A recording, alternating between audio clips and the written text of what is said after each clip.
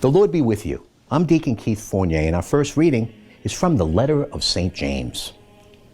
Anyone who is wise or understanding among you should from a good life give evidence of deeds done in the gentleness of wisdom.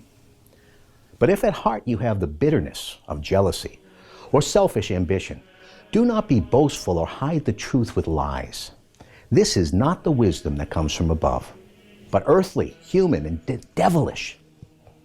Wherever there are jealousy and ambition, there are also disharmony and wickedness of every kind. Whereas the wisdom that comes down from above is essentially something pure. It is also peaceable, kindly, and considerate. It is full of mercy and shows itself by doing good. Nor is there any trace of partiality or hypocrisy in it. The peace sown by peacemakers brings a harvest of justice. And our response is taken from Psalm 19. The precepts of Yahweh are honest, joy for the heart. The commandment of Yahweh is pure, light for the eyes. The fear of Yahweh is pure, lasting forever. The judgments of Yahweh are true, upright, every one more desirable than gold, even than the finest gold. His words are sweeter than honey that drips from the comb. In a reading from the Holy Gospel according to St. Mark.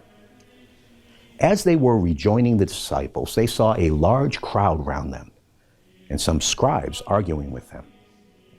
At once, when they saw him, the whole crowd were struck with amazement and ran to greet him. And he asked them, "What are you arguing about with them?" A man answered him from the crowd, "Master, I've brought my son to you. There is a spirit of dumbness in him. And when it takes hold of him, it throws him to the ground. And he foams at the mouth and grinds his teeth and goes rigid. And I asked your disciples to drive it out, and they were unable to."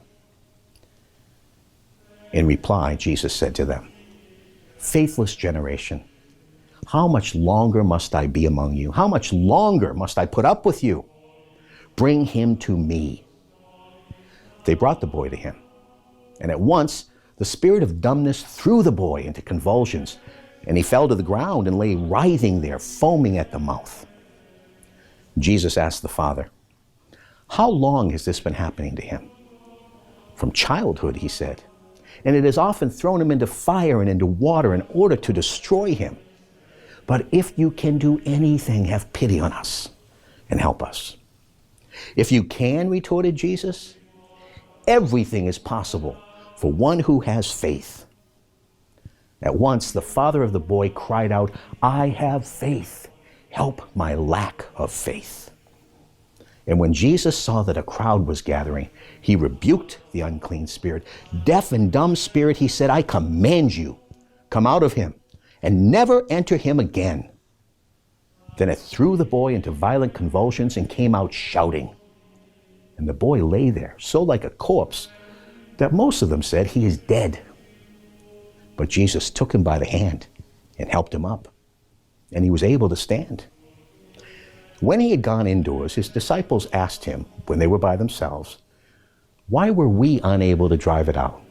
He answered, "This is the kind that can be driven out only by prayer." The Gospel of the Lord.